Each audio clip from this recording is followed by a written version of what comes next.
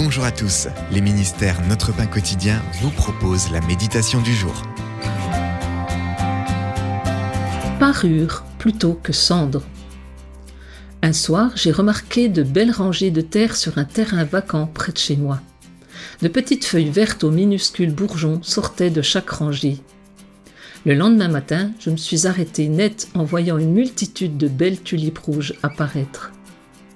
L'automne précédent, un groupe de contestataires pacifiques avait planté 100 000 bulbes dans des terrains vagues de cette partie sud de Chicago pour symboliser les maisons que l'on aurait pu construire sur ces terrains si la discrimination contre les minorités n'avait pas existé. Les Israélites ont dû surmonter de nombreuses épreuves, allant de leur exil forcé à leur discrimination. Nous pouvons toutefois trouver de l'espoir. Ésaïe a appelé à Israël durant son exil que Dieu n'abandonnerait pas les siens. Il leur donnerait une belle parure au lieu de la cendre. Même les pauvres recevraient de bonnes nouvelles. Dieu a promis de changer leur esprit abattu en costume de louange.